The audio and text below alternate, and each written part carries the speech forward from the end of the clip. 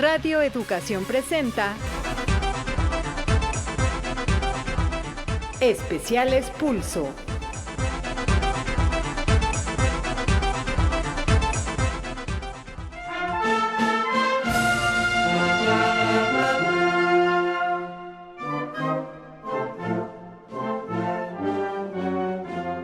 A lo largo de la historia, sus nombres fueron silenciados, sus hazañas olvidadas o apenas mencionadas en los márgenes de los libros. Sin embargo, sin ellas, la independencia de México no habría sido posible.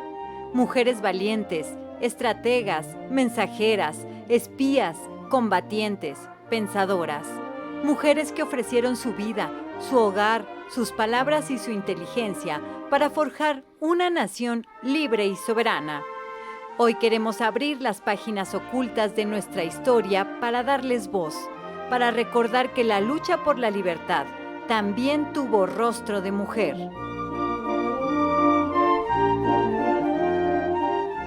Durante el movimiento de la independencia, muchas mujeres lo arriesgaron todo por un sueño compartido: ver a México libre del yugo colonial. Sus nombres, en muchos casos, fueron silenciados u olvidados, escondidos entre las sombras de una historia escrita por y para los vencedores. Pero la realidad fue que en el proceso de independencia, la participación de las mujeres no se limitó a la labor doméstica o al apoyo en el campo de batalla. Muchas de ellas se insertaron activamente en la vida pública, aun cuando la ley y la costumbre les negaban ese derecho. En los márgenes del poder, crearon espacios de influencia, organizaron tertulias, difundieron ideas ilustradas, redactaron y distribuyeron panfletos, recaudaron fondos, ofrecieron sus casas como centros de reunión insurgente o actuaron como mensajeras entre facciones. Así, tejieron una red de acción política silenciosa pero poderosa.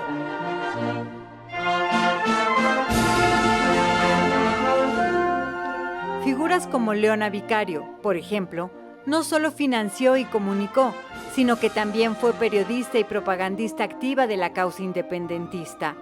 Otras, como la Güera Rodríguez, usaron su influencia en círculos virreinales para proteger a líderes insurgentes y abrir caminos diplomáticos para el cambio.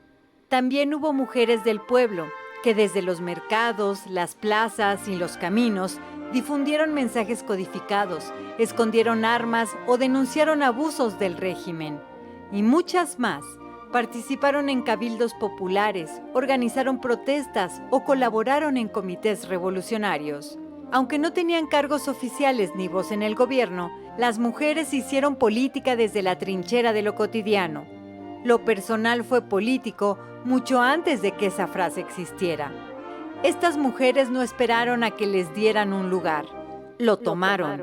Y con ello, demostraron que la vida pública también puede construirse desde la resistencia, desde el ingenio y desde la convicción de que un país nuevo solo puede nacer con todas y con todos.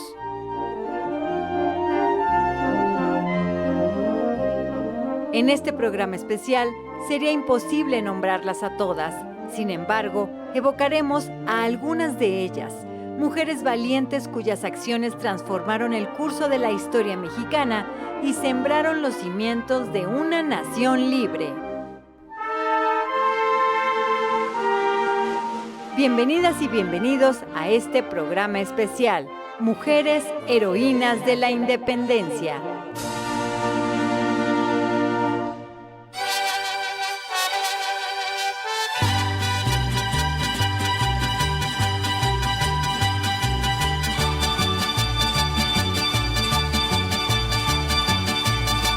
¿Qué tal? ¿Cómo está? Bienvenida, bienvenido a este espacio especial que abre Radio Educación para seguir hablando de nuestra independencia. Este año se celebran los 215 años del inicio de la gesta heroica que nos llevó a romper los lazos con la corona española y a empezar a construir, no sin grandes retos, lo que hoy conocemos como México. A lo largo de estos más de 200 años se ha hablado del importantísimo papel que jugaron los héroes en la lucha de la independencia.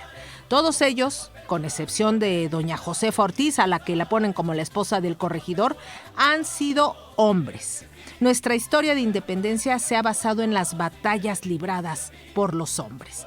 Sin embargo, hoy venimos a rescatar, a refrescar la presencia de valiosas mujeres que participaron en la independencia, dejándolo todo: dinero, casa, prestigio social y hasta sus familias. Va a ver que se va a sorprender de la gran participación de mujeres que hubo en esa lucha hace más de 200 años.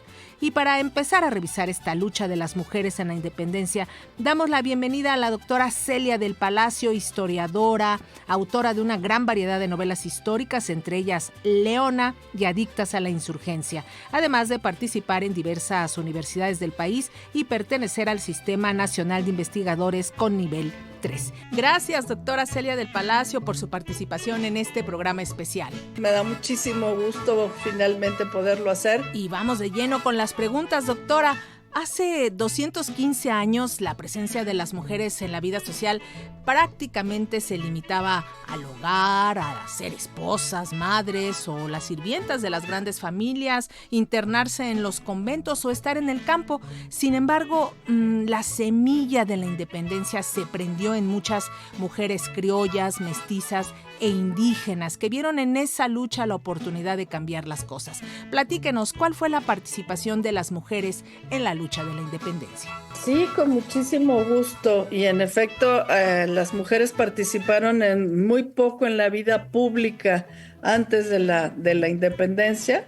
Y pues fue realmente todo un cambio para las mujeres poder participar, ya que se había, digamos, un poco roto roto las reglas, roto el sistema, ¿no? En el que habían vivido tanto tiempo. Fue muy, muy gradual, pero sí muy, muy notorio y muy transformador también para las mujeres. Antes que nada, quiero decir que una buena parte de las mujeres que participó en este proceso eran también mujeres de la élite. Hay que decir que ellas tenían pues bastantes recursos, estaban ilustradas, habían leído, digamos, en el caso, por ejemplo, de Leona, pero hay otras mujeres que habían leído libros prohibidos incluso y habían estado pues más presentes en las discusiones políticas de sus círculos sociales, etcétera, y eso les permitió tener una participación política más temprana o más intensa sobre todo. Y bueno, de estas mujeres de la élite yo he recuperado algunas que me parecen particularmente importantes. Una de ellas es Mariana Rodríguez del Toro de Lazarín y Lazo de la Vega. Esta mujer prácticamente no la conocemos mucho, hay otras pues más conocidas, pero a ella, a pesar de que su nombre está grabado en letras de oro en el Congreso y que, pues, digamos, en su momento fue muy importante, ahorita casi no la recordamos. Esta mujer, pues, tenía una enorme fortuna y, pues, era de las que reunían en su casa a varios conspiradores, era de las que estaban muy presentes en estas discusiones políticas de qué es lo que se quería para la Nueva España. En esos momentos aún no se hablaba de independencia, sino de autonomía. Fue después cuando ya se habló de una independencia completa de España, pero acá se hablaba apenas de autonomía. En su casa se reunían una serie de personajes ahí hablando de cómo tenían que ser las cosas, cómo tenían que actuar, incluso después de este golpe que no tuvo mucha suerte en 1808 y que terminó con el virrey Iturrigaray en prisión, ¿no? Entonces, bueno, había que discutir qué se hacía entonces. Esta mujer, pues, además de ser una mujer muy rica, era una mujer muy inteligente y sobre todo también muy valiente. Y en su casa ocurrió que ya en 1811, cuando Miguel Hidalgo pues fue apresado y que estaban a punto de matarlo, ella propuso ahí en sus círculos de discusión que por qué no secuestraban al virrey y lo intercambiaban por Miguel Hidalgo y los otros independentistas que habían sido apresados. Todo el mundo pensó en ese momento, pues esta mujer, qué cosa, qué le pasa, ¿por qué está proponiendo esto?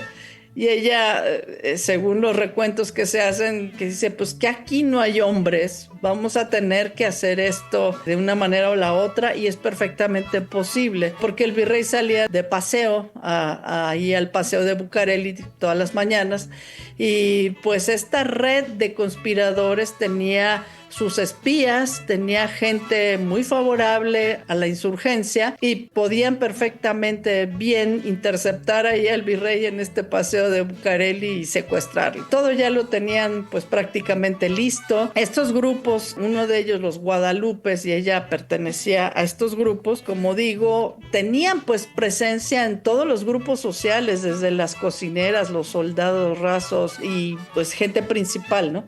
Entonces, bueno, ya todo estaba preparado. El día siguiente iban a secuestrar ya al virrey, ¿no? Pero pues una de las personas, uno de los hombres que estaba ahí, temeroso de que fuera a haber algún tipo de represalia, decidió confesarse el día anterior, por si acaso los mataban, por si acaso pasaba cualquier cosa. Y fue y se confesó.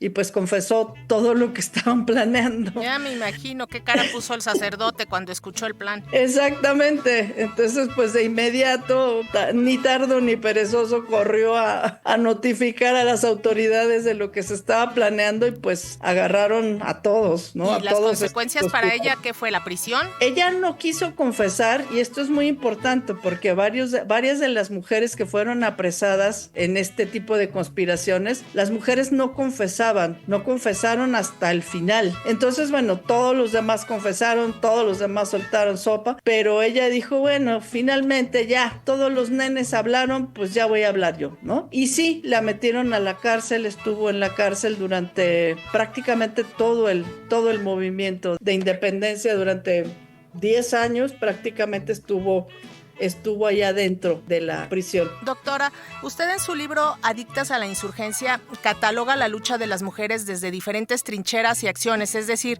las mujeres, como ya nos está explicando, participaron de diferentes maneras y desde diferentes lugares. Va catalogando así las mujeres de las élites, como nos está explicando ahorita, las conspiradoras, las seductoras, las madres, esposas, las de armas tomar, que son también súper importantes. Ya nos está platicando de las mujeres de la élite. A ver, platícanos un poquito ahora de las conspiradoras. Un ejemplo, ¿estas qué acciones hacían? Las conspiradoras fueron sumamente importantes porque son las seductoras y conspiradoras, que las metí, digamos, en el mismo saco, ¿no? Aunque pues muchas de las mujeres de la élite también fueron conspiradoras, aguas, porque sí es un poco importante la historia que nos está contando. ¿no? Uh-huh. Esa historia, pues sí, Josefa Ortiz también, digamos, hacía conspiraciones en su casa, ¿no?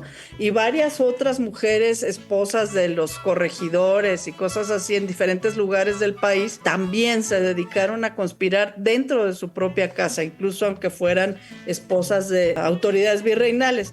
Pero las seductoras y estas que ayudaban, digamos, en las conspiraciones, fueron muy importantes también porque eran mujeres en general muy bellas.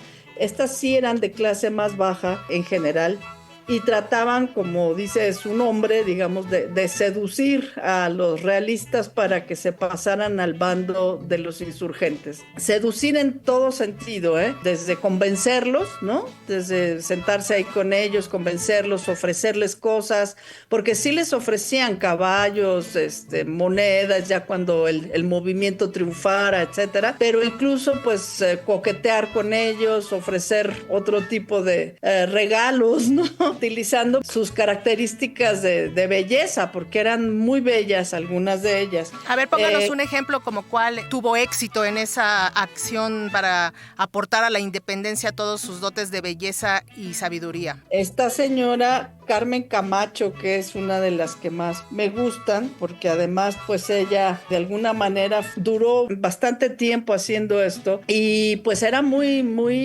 valiente haciéndolo, ¿no? Realmente se pasaba con los realistas mucho tiempo, bebiendo con ellos, ofreciendo, digamos, su belleza ahí, convenciéndolos, coqueteando, y pues llegó a convencer a muchas personas, a muchos de los soldados, a muchos de los oficiales, hasta que finalmente fue apresada, ¿no? Por uno de ellos mismos que dio la alarma, ¿no? No estuvo, finalmente le dio por su lado, pero luego pues la denunció. Y esto fue muy grave porque pues ella, igual que otras mujeres seductoras de tropa y conspiradoras, fueron colgadas. Las colgaron como una manera de escarmiento para cualquier otra persona, y de ahí viene el nombre del libro, porque a estas mujeres les colgaban una soga en el cuello con un cartel que decía: por adicta a la insurgencia. Entonces, pues era un castigo ejemplar el que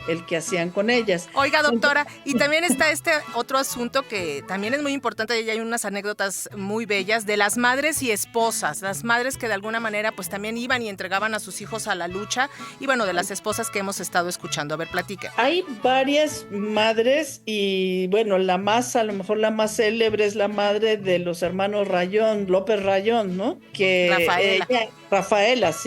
Rafaela López Aguado y Rayón, que fue una de estas mujeres realmente muy, muy admirables, porque pues todos sus hijos se fueron a la lucha, ¿no? Estuvieron a punto de matar a alguno y le dijeron: bueno, a su hijo se salva si usted entrega a los otros, si usted se entrega, y no lo colgamos, ¿no? Pero ella dijo: no, pues si lo tienen que colgar, pues cuélguenlo, mátenlo, lo que sea, pero yo no voy ni a denunciar dónde están los otros, ni a entregar a los otros, y mucho menos a darles la razón a ustedes, ¿no? La frase esta de prefiero un hijo muerto que un hijo traidor, ¿no?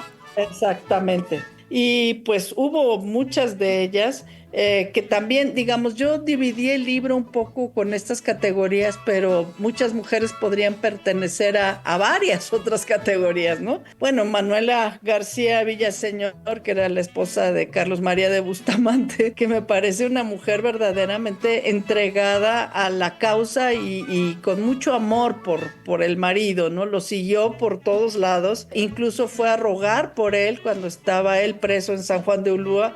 Ella fue con el virrey a rogarle, y en condiciones pues muy, muy tristes, muy precarias, fue a pedirle hasta la Ciudad de México que liberara a Carlos María de Bustamante, y pues el virrey no quiso y la regresó junto con una cuerda de prisioneros a Veracruz, también para encerrarla. Y pues esta mujer se murió de todas las penurias que pasó en el camino, y pues se murió de unas fiebres y demás, pero ella, digamos, que se prestó a todo lo que fuera por acompañar al marido y por salvar al marido, que bueno, luego le agradeció mucho a su mujer en sus diarios. Claro, por lo menos, ¿no? Reconoció algo. Oiga, doctora, y las de armas tomar, también sabemos que hubo mujeres pues que agarraron el machete y también entraron. Así es, hubo muchísimas mujeres que agarraron eso, el machete, el rifle, se llevaron a todos los pueblos completos, ¿no? A las cacicas, hubo algunas cacicas indígenas que se llevaron a todo el pueblo para apoyar en la lucha. Hay varias de ellas. Antonia Nava, que es la generala, y Catalina González, que probablemente sean las más célebres, las conocemos un poquito mejor, que estando dentro de un sitio, los tenían sitiados los realistas ahí en Guerrero, y pues ellas acompañaron, estaban allá adentro cuando ya no hubo nada que comer, porque bueno, el sitio se prolongó durante mucho tiempo, y pues la gente se quedó sin comida. Se empezaron a comer hasta los cinturones, así hacían su caldito con el cinturón de cuero. Bueno, la sopa de piedra, de ahí salió. ¿La qué? La sopa de piedra, ¿no? Ya ve que hay caldo de piedra. Seguramente, sí. No se me había ocurrido, pero probablemente sí. Entonces, bueno, ellas fueron y dijeron: bueno, nosotros no podemos pelear tanto, no tenemos la misma fuerza para pelear, pero aquí estamos, ustedes pueden pues comernos, ¿no? Servirse de nuestro cuerpo para... Qué fuerte imagen. Para comérnoslo. Por supuesto, no aceptaron nada, y pues esto les dio como un ejemplo de valor así extremo, que pues aguantaron el sitio, y el día siguiente rompieron el sitio, ¿no? Oiga, doctora, ¿y por qué cree, por ejemplo, que en todos estos 215 años de historia se ha destacado muy poco pues el heroísmo de las mujeres, que solamente tengamos prácticamente a lo largo de casi los 200 años a Josefa Ortiz como la principal heroína de esta gesta de independencia? ¿Por qué a ella se le otorgó ese halo de grandeza junto al resto de los hombres y no a otras mujeres? Eso me parece muy curioso y siempre me he preguntado, yo tengo algunas hipótesis ahí, porque al principio no fue así, ¿eh? Josefa Ortiz tardó mucho más tiempo en ser reconocida. Y vaya que Josefa Ortiz no nada más dio los golpes de tacón, a mí me gusta mucho su vida, ¿no? Porque era tanto mujer de armas tomar en el sentido de que insultaba a los españoles, les escupía en la cara en la calle, y también quiso seducir de alguna manera a varios curas y demás para que se pasaran al movimiento. Fue muchas cosas, doña Josefa. La llevaron presa a la Ciudad de México y pues no quiso aceptar ninguna comida durante todo el traslado porque era comida de los realistas, ¿no? Embarazada. Josefa tardó más tiempo en ser reconocida. Desde el principio, cuando ya se terminó la lucha, empezó a haber varios intentos de recuperar los hechos de las mujeres. En publicaciones periódicas, Lizardi, el Periquillo, también quiso recuperar los hechos de algunas de las mujeres, pero no estaba originalmente Josefa.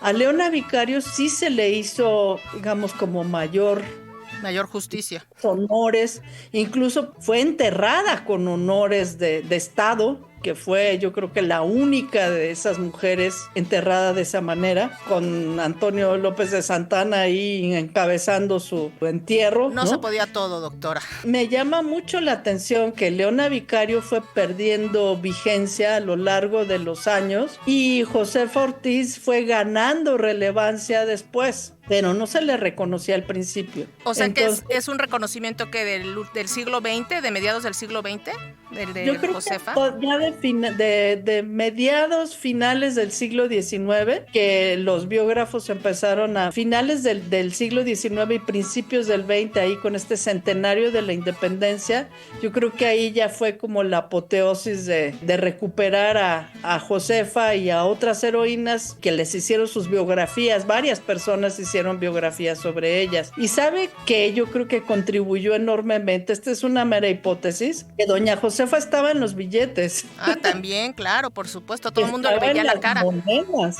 las monedas estas de 5 centavos, creo que es 5 centavos, ¿no? Sí. Pero y les llamaban las Josefitas. Entonces yo creo que muchas generaciones de mexicanos conocíamos a doña Josefa porque estaba en la moneda. Oiga, doctora, y usted tiene también otro libro que también es muy importante y muy, muy bonito, muy interesante, que se llama Leona. ¿Usted qué destacaría? Ya nos está diciendo que en el siglo XIX tuvo mayor reconocimiento la labor de Leona Vicario, pero después se fue desdibujando y como que a finales del siglo XX otra vez se recuperó todo su legado de Leona Vicario. ¿Qué destacar de esta heroína de la independencia? Pues de Leona hay mucho que decir. Me sorprendió mucho que me la fuera a encontrar de esta manera porque en efecto en mis años escolares nadie hablaba de Leona Vicario. Yo no la conocía y no sabía ni qué. Pero es una mujer extraordinaria desde muy joven, era muy, muy ilustrada, digamos, porque tenía pues todo el bagaje de su familia, tenía mucho dinero y también formó parte de estas conspiraciones de los Guadalupes. Pero no solo por eso, sino porque empezó a financiar ciertos movimientos cuando empezó la conspiración, ¿no? Ella empezó a ayudar a la gente que estaba en Tlalpujahua, empezó a dar dinero para las familias de los armeros vascos y que los armeros se fueran a fabricar armas en Tlalpujahua y en otros lugares, y pues ella ayudó a sostener a esas familias ella misma y pues buscando dinero con estas amistades que tenían más bienes, ¿no? Además, pues ella sirvió de correo para mandar desde su casa muchas cosas, objetos para los insurgentes, y que a su vez los insurgentes mandaran pues periódicos, lo que se estaba produciendo en Tlalpujahua, el semanario patriótico americano, llegaban a su casa, y como ella vivía con el tío, que era un realista empedernido y que hablaba pestes de Miguel Hidalgo y demás, pues nadie hubiera imaginado que a su casa llegaban esas cartas, esos bienes, esas cosas. Pero finalmente pues fue apresado el arriero que llevaba y traía las cosas, y ella fue pues acusada, ¿no? Intentó huir, no llegó muy lejos. No quisieron llevarla hasta Tlalpujahua, los mismos insurgentes. Ella les pidió que la llevaran, un capitán que pasaba por el pueblo donde estaba, y les dijeron, no, claro que no, ¿para qué creen que allá quieran estos muebles como ustedes? O sea, las mujeres eran muebles. Oiga, pero a diferencia de otras mujeres, pues que sí murieron en la cárcel o fueron ahorcadas, Leona sí pudo reintegrarse de alguna manera después ya de la consumación de la independencia a la vida política, por lo menos como observadora. Antes que esto, digamos, sufrió muchas penurias, y creo que es importante decir que perdió su herencia. Subastaron sus bienes, se escapó de donde la tenían presa, se fue a combatir también de alguna manera. Ella no tomó armas, pero fue con el Congreso de Chilpancingo y estuvo en varios lugares. Pero después de la independencia ella peleó sus bienes, que se los regresaran, y se los regresaron en parte, en varias casas y una hacienda y demás, pero bastante ruinosas. Y entonces eso fue un modo de que le reclamaran de que por qué se había ido, que solamente se había ido con el novio, digamos, y que ella no creía realmente en la causa. Le hicieron muchos ataques a lo largo de las primeras décadas después de la independencia, sobre todo en los años 20 y 30. Hubo muchos ataques contra Leona por esa razón. Incluso de las propias mujeres. Hay otras mujeres de estas insurgentes que dijeron, ella realmente no peleó. Las que nosotros hicimos más cosas fuimos nosotras. Y como ella apoyó, digamos, a la ley que estaba buscando el exilio de los españoles, la que sacaba a los españoles de México, ella no estuvo de acuerdo con eso, ni Quintana Roo. Y pues hubo, digamos, actuaciones políticas como en contra de Guadalupe Victoria y de Vicente Guerrero, no, sobre todo de Victoria. Pues las otras élites no estuvieron muy de acuerdo con lo que ella estaba haciendo, y la atacaron, y pues hasta que llegó el ataque de Lucas Alamán, que es tan famoso, al que ella respondió con una carta pública diciendo que por supuesto que se había ido por pura convicción, y que ella sentía que todas las mujeres tenían sus propias convicciones al igual que los hombres, a menos de que fueran muy estúpidas o porque tuvieran un hábito servil, ¿no? Y de esos también había muchísimos hombres. Esta carta yo creo que lamento mucho que no se haya conocido nunca hasta ahora, recientemente, ¿no? Hasta el 2020. Pero fue muy, muy importante esa carta porque es la primera y única vez que una mujer se defiende públicamente, escribe en un periódico para defenderse. Pues haciendo este recuento que nos está haciendo de todas estas mujeres que han participado en la independencia, y a manera de conclusión, sí, falta hacer un mayor esfuerzo por destacar el papel que han jugado las mujeres en las diferentes etapas de la historia mexicana, y ahorita en particular en la etapa de la independencia. Yo creo que sí es muy importante, y sí se está haciendo un poco más, yo diría, ¿no? Desde incluso desde el gobierno, porque esto también tiene que tener medidas desde una política pública de recuperación de la memoria, pero también, digamos, desde la academia, que ya hay muchas historiadoras que están intentando hacer eso, recuperando la memoria de las mujeres, los hechos de las mujeres en todo momento de la historia, ¿no? Pero de la independencia, pues sí, sería muy importante seguir promoviendo, seguir haciendo, seguir sacando las imágenes de esta gente, y sobre todo, pues los hechos, y decir que tuvieron una participación igualmente importante que la de los hombres, no por no haber firmado tratados o por no haber declarado guerra o no, haber combatido frente a tropas necesariamente, pero tuvieron actuaciones muy importantes desde donde pudieron, desde diversos niveles y lugares, de enfermeras, de dar de comer, de cuidar incluso que hubiera algo en casa cuando la gente regresaba, cuidar a los hijos pequeños, etcétera, hasta pues estos actos de protesta fuerte, de irse, de acompañar, de estar en los lugares de las acciones o entregar a los hijos, que era lo que más querían estas mujeres, y aún así entregaban lo más valioso a este movimiento. Pues ¿dónde la podemos encontrar en redes sociales para todos los que amen la historia y quieran conocer su obra? Estoy en Twitter en @CeliaDelP, estoy en Facebook como Celia del Palacio y en Instagram que también Celia del P, @CeliaDelP. Pues le agradecemos muchísimo, doctora Celia del Palacio, por estos minutos con las audiencias de Radio Educación. Gracias. Muchísimas gracias por la entrevista. Hasta luego.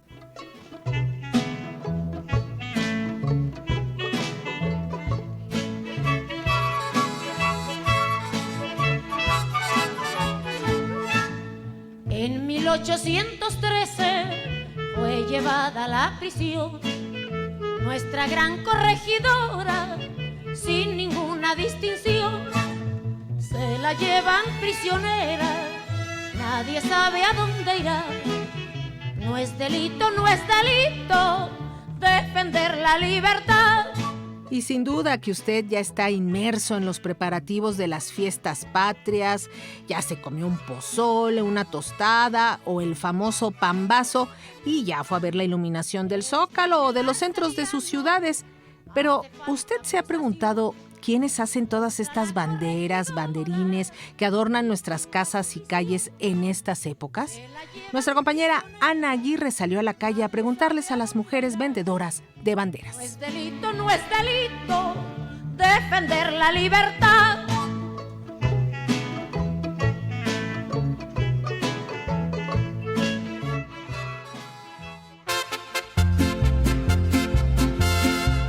Cada año, cuando septiembre se pinta de verde, blanco y rojo, las plazas y mercados de México se llenan de vida, de fiesta y de historia. Banderas ondeando, reguiletes girando al viento, trompetas, sombreros, moños y luces que anuncian que el grito de independencia está por llegar. Pero detrás de ese recorrido que inunda las calles, hay manos trabajadoras, manos de mujeres que generación tras generación han hecho de esta temporada una forma de vida. Mujeres de pueblos como San Pedro Totoltepec, Santa Ana Gilotzingo, San Cristóbal Huichochitlán y Xonacatlán, en el Estado de México, que durante todo el año preparan los adornos patrios que después recorrerán el país. Son ellas quienes con papel, tela, listón y creatividad moldean los símbolos de nuestra identidad. Mujeres que además de trabajar largas jornadas, enfrentan una batalla silenciosa, la competencia desigual de la mercancía importada, principalmente de origen chino, que inundan el mercado con productos baratos, pero sin corazón. Escuchemos sus voces. Estamos aquí con Azucena. Azucena, vemos que estás vendiendo aquí banderas y diferentes objetos de las fiestas patrias. ¿Nos puedes decir de dónde vienes? Yo vengo de Toluca, de donde soy, se dedican a hacer las banderas, las cucharitas, regletes, todo eso. Soy de Temoaya original. Y Azucena, ¿para ti significa algo especial poderlas vender lo que ustedes hacen allá en Toluca para estas fiestas o es parte ya como que de una rutina durante el año?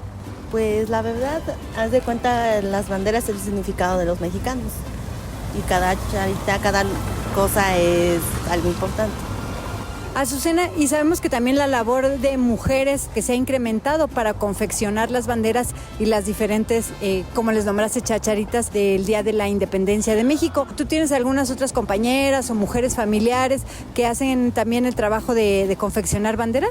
De hecho, la mayoría, unas de mi pueblo son mujeres. Nos dedicamos a hacer las banderas y todo eso. Son puro mexicano lo que vendemos y de China, lógico, es muy diferente lo que vende, tan solo el color. Es más oscura y esta es verde. O sea que ese podría ser un tip que le pudiéramos dar a las personas que si quieren apoyar a lo mexicano, que busquen las banderas que tengan colores bien fuertes y no los pálidos. Sí, de hecho de una vez haz de cuenta el tiempo de lluvia ahorita, cuando se mojan se despintan y estas aunque se mojan no se despintan. Pues muchas gracias por este tiempo. ¿Con algo que te gustaría decir a las personas que nos escuchan? Pues que sigan consumiendo y que no se pierda la tradición. Ahora nos encontramos con Sandra Valerio. Sandra Valerio, vemos que tú vendes aquí banderas y varias adornos para este 15 de septiembre. ¿Tú sabes si son hechas aquí? Sí, es artesanía mexicana. Ajá, hay de varios estados, de Oaxaca, de Querétaro, que hacen todo lo que es los moños, la artesanía mexicana. Ahora sí que las diademas de flores, de muñeca lele, todo es artesanía mexicana. De hecho, esto en la artesanía, ahora sí que lo hacen entre los hombres y las mujeres también. Ya es como que una herencia de los padres que se va como que transmitiendo, y ya, por ejemplo, yo a mis hijos les enseño cómo se hace la chaquira. Ahora sí que lo más fácil es lo que van aprendiendo. ¿Algún mensaje para los que nos escuchan? ¿Cómo se podrían fijar de que la artesanía sea realmente mexicana y no china? Pues ahora sí que luego se ve, a nosotros que somos de Puebla, tenemos puestos aquí en Coyoacán, se ve lo que es la artesanía mexicana, lo que nosotros elaboramos, lo que es la chaquira. Ahora sí que pues se van a fijar, que esté bien hecho, que bueno, también que valoren lo que es la artesanía mexicana, porque muchos dicen es chino y no, la verdad no, porque sí, nosotros lo elaboramos y lo hacemos ahora sí con mucho cariño para todos los mexicanos que vengan a ver, a pasear este 15 de septiembre. Azucena y Sandra son muestra de estas historias de resistencia, de orgullo y de tradición. Ellas forman parte de las mujeres que nos recuerdan que la independencia también se defiende desde lo cotidiano, desde lo hecho en México y desde el corazón de nuestras plazas. Para Radio Educación, Ana Aguirre.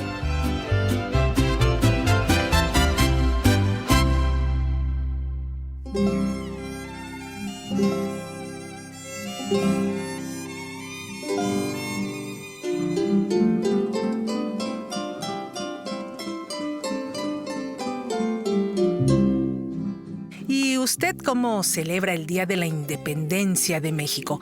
Háganos llegar todos sus comentarios a nuestras redes sociales, ya sea Facebook o YouTube. Y para continuar con este recorrido por la vida en el periodo de la independencia en México, damos la bienvenida a las historiadoras Áurea Ávila y Guadalupe Muro, quienes también contribuyen con su conocimiento en el Instituto Nacional de Estudios Históricos de las Revoluciones de México. Bienvenida, Áurea. Bienvenida, Guadalupe. Hola, muy buenas tardes a todas y a todos. Muchas gracias por la invitación. Es un gusto estar con ustedes el día de hoy. Gracias, Hola. gracias. Gracias, Guadalupe. Pues vamos a entrarle de lleno al tema, Áurea, Guadalupe, porque cuando hablamos de la independencia y pues en estos días es lo que se hace realmente, y se habla de otras revoluciones incluso, se centra mucho la atención en los héroes y los protagonistas, los que encabezaron las negociaciones o las batallas que estuvieron en esa gesta heroica. Pero a mí me gustaría con ustedes recuperar el otro enfoque, el que tiene que ver con la participación de las mujeres comunes, de los niños, de las niñas, quienes con su esfuerzo, con su trabajo, pues mantuvieron muchas de estas batallas. Ahora, platícanos, en el caso de la independencia de México, en este periodo de casi 11 años de guerra, ¿cuál fue el papel que desempeñaron las mujeres de a pie y sus hijos? Claro, no es muy importante conocer porque al final de cuentas pues todos somos importantes, es una sociedad, y si la sociedad, estas mujeres, niños, niñas no hubieran apoyado también a estos grandes líderes, a estas tropas, pues tampoco se hubiera llevado a cabo, ¿no?, este movimiento social, esta revolución. Y pues tenemos que las mujeres en ese momento, debido justamente, ¿no?, por su condición de mujer, eran consideradas como seres inferiores, que no pensaban, que no tenían movimientos, interés político, ni mucho menos.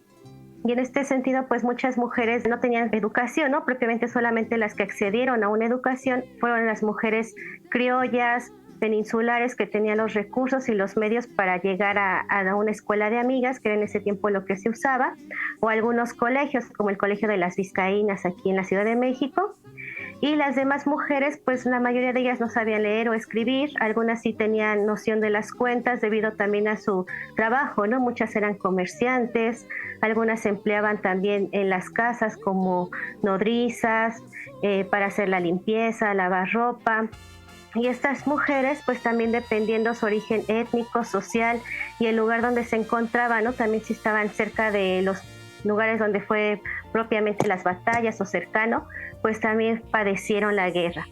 Algunas de ellas se integraron a estas tropas insurgentes, pues sí, ¿no? Con su familia, sus hermanos, sus hijos. Muchas también fue por interés propio que se unen a este movimiento insurgente. ¿Qué las llevaba a involucrarse con este movimiento insurgente, Áurea? Porque bueno, tenemos más o menos claro el asunto pues de por qué se involucra la corregidora o Leona Vicario, pues tenían esposos que también estaban participando de esa misma lucha. Pero estas mujeres, ¿qué veían en esa lucha de independencia? Pues también una forma, ¿no? Justamente de cambiar su condición social, su vida, principalmente, ¿no? Los sectores, por ejemplo, indígenas, afrodescendientes, que ellas pues en ese tiempo no tenían tampoco ningún pues derecho. Tenemos el caso de algunas mujeres de origen indígena de aquí cerquita de la Ciudad de México, Amecameca, que cuando inicia justamente el movimiento de independencia con Miguel Hidalgo, cuando él se acerca hacia la Ciudad de México, el virrey manda a que se haga la leva justamente a los lugares alrededor de la ciudad, y estas mujeres se unen y se levantan para que sus hombres no se fueran a la leva, ¿no? Porque ellas dicen que no querían que sus hombres, sus familias lucharan al lado de los gachupines. Entonces también es esto, ¿no? Frenar justamente a estos, estaban ya pues cansados de esta situación de 300 años y querían justamente un cambio también. Guadalupe, ya nos decía Áurea algunas de las actividades que se podían hacer, pero en la vida cotidiana de todas estas mujeres que estamos tratando de recordar, pues ¿cuáles eran las primeras participaciones que tenían en la vida pública, en la vida laboral o incluso dentro de sus comunidades? Hay dos momentos de participación: las mujeres que estaban en combate, mujeres que podían tomar las armas y participar, pero también mujeres que dirigían a las tropas o fuera del campo de batalla, cuidaban a los enfermos, buscaban alimento, y no solo lo buscaban, que igual es una actividad muy pesada, sino también el proceso de elaboración de los alimentos y tener que trasladar todo lo que implicaba esta elaboración, como fueran los ingredientes, los trastes, los fogones, y también a la par estar haciendo labores de cuidado por los hijos que también los acompañaban en la batalla, como bien Áurea también lo mencionó, los infantes que iban en estos movimientos. Pero también está el otro lado de la vida cotidiana en las comunidades, ya que muchas mujeres se quedaban en sus pueblos cuidando a sus familias, porque los hombres se iban a la guerra. Entonces lo que tenían que hacer era convertirse en cabezas de familia. ¿Y qué implicaba esto? Que las mujeres tuvieran que tomar más actividades. Ya no solo bastaba con cuidar a los hijos y hacer las preparaciones de la comida, sino también tenían que cuidar a los animales, también hacerse cargo de los cultivos y también buscar cómo hacer frente, incluso cuando llegaban algunos grupos realistas. Por ejemplo, si era un pueblo que, aunque fuera grupo realista o insurgente, quizá todavía la persona no tenía una postura, tenía que hacer frente a esta violencia, porque también en estos años las mujeres tuvieron que enfrentar una violencia constante, no solo psicológica, sino también física. Ahora, Guadalupe, ¿recuerdan algunos nombres de mujeres que hayan estado en la independencia? Sabemos que hay gran participación de mujeres en Guerrero, en Jalisco, en Michoacán. O sea, para recordar a estas mujeres, pues que no aparecen en las banderitas que se están vendiendo ahorita en el Zócalo, pero que su contribución fue muy importante para esta lucha. Áurea. Justamente, ¿no? Las mujeres que toman las armas, tenemos algunas que sí incluso llegaron a ostentar grados militares, como por ejemplo María Manuela Molina, que se le llamaba la capitana. Ella fue una indígena originaria de Taxco, Guerrero, bueno, actualmente Guerrero, que ella, motivada por conocer a Morelos, por seguir su causa, se une a sus tropas, y en 1811, primero en la villa de Zitácuaro, con el primer gobierno insurgente, que fue la Junta Nacional Americana, reconoce justamente su labor de Manuela Molina y la nombra en la capitana.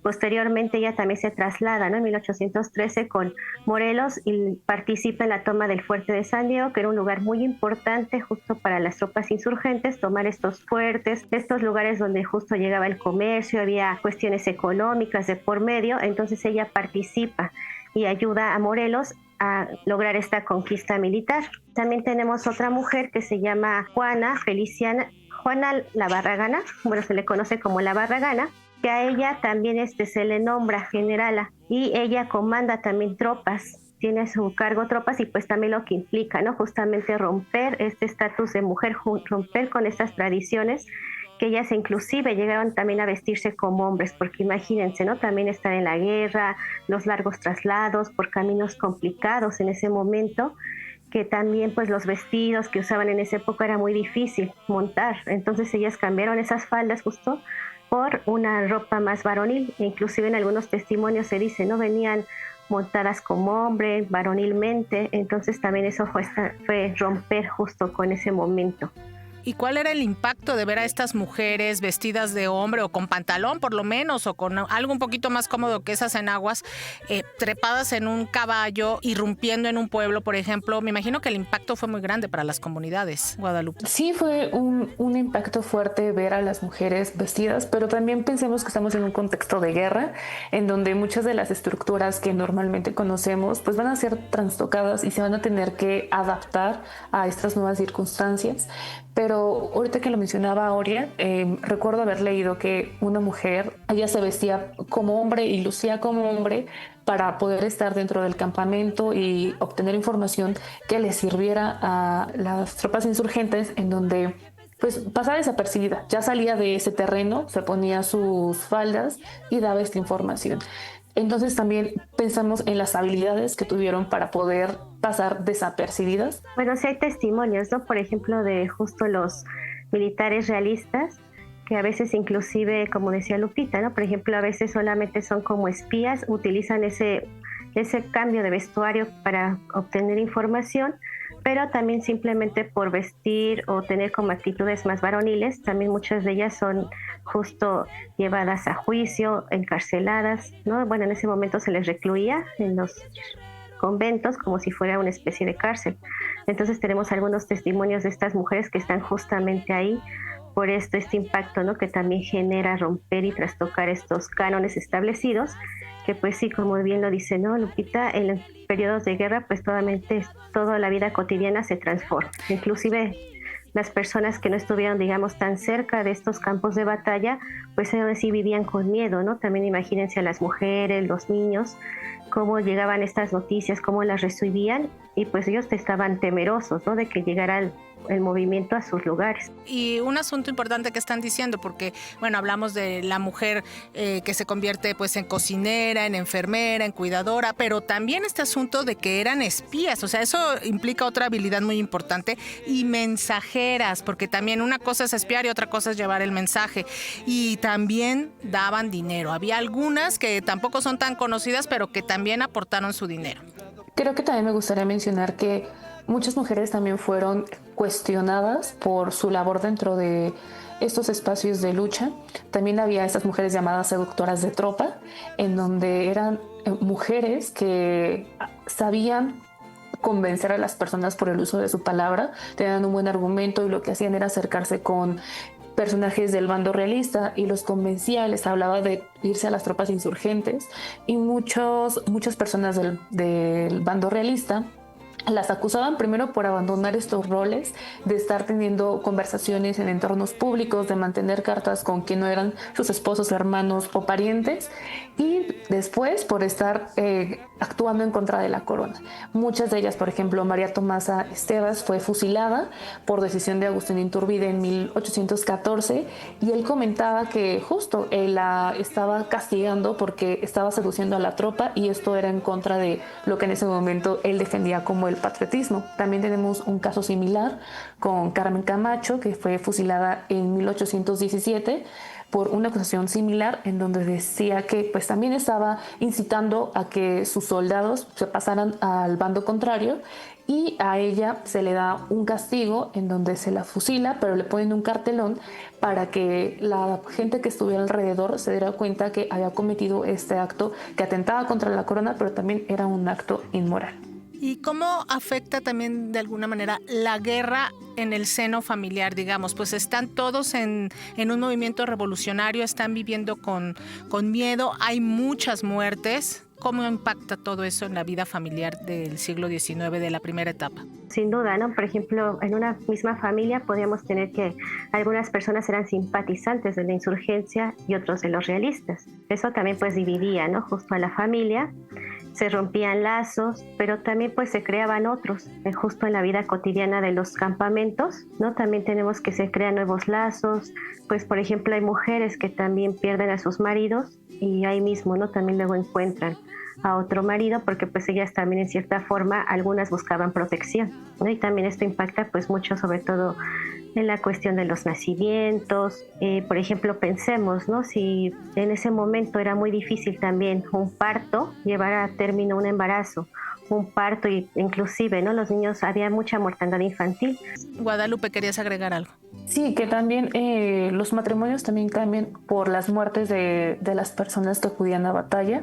Hay un alto índice de mujeres viudas que ya no tienen a esta figura masculina en sus familias, y también que implicó que las mujeres se quedaran viudas, que por una parte perdían parte del sostén económico, pero también había en ese momento la idea de que la mujer tenía que tener una representación masculina. Entonces también que se fuera esta representación masculina en la comunidad también implicaba pues que ellas tuvieran que buscar nuevas formas de seguir presentes en la comunidad, ya sea pues sí, siendo ellas las cabezas de la familia, o en muchas ocasiones volviendo a tener un matrimonio, que en algunos casos sí fue aceptado, otros no, pero tenemos esta parte del matrimonio. Y ya a manera de conclusión y pidiéndoles una reflexión final, ¿de qué manera esta guerra de independencia impactó a las mujeres del siglo XIX? Es decir, ¿cómo se fueron generando nuevos espacios para la participación de las mujeres en otras áreas, pues a partir de esta revolución social del siglo XIX? Ahora. Las mujeres, si bien ellas tienen una participación activa importante, ¿no? Primero igual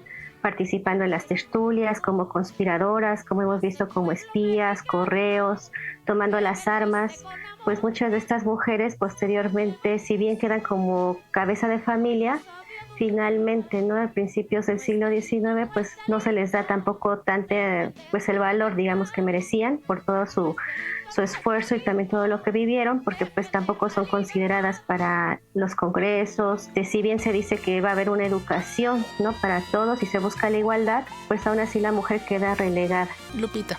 Sí, concuerdo con Aurea, no va a ser en automático este reconocimiento, va a ser un reconocimiento de muy larga duración, y que incluso dentro de la propia producción que se va a hacer en el siglo XIX sobre la historia de la independencia, no van a ser incluidas, se va a hablar de héroes patrios, pero no van a hablarse de heroínas.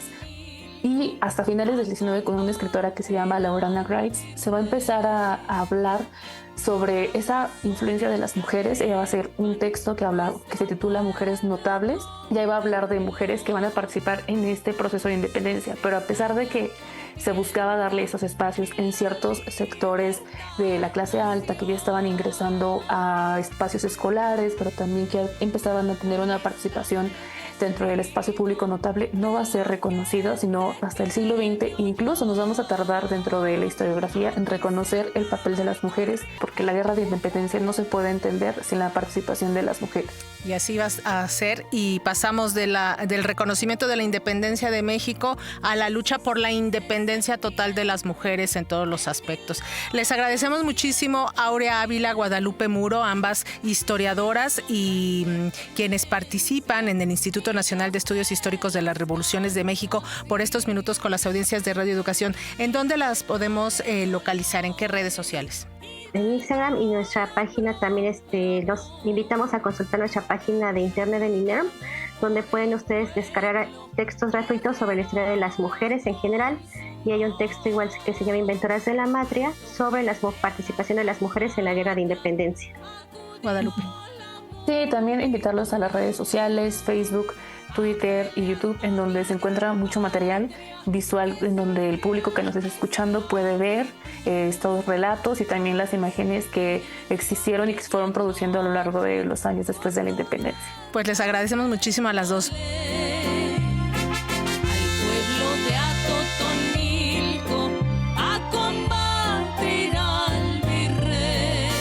Participamos en este programa en la producción e investigación Víctor Bárcenas, asistencia de producción Gabriela Pérez, cápsulas Ana Aguirre, controles técnicos Alejandro Ramírez, Danae Gutiérrez y Salvador Varelo. En la conducción de este programa estuvo Lenny Cávila. Disfrute las fiestas patrias, escuche las arengas que se darán en los diferentes espacios cívicos de nuestro país y por supuesto que ¡viva México y los héroes y heroínas que nos dieron patria! Corrido que cantamos con fervor.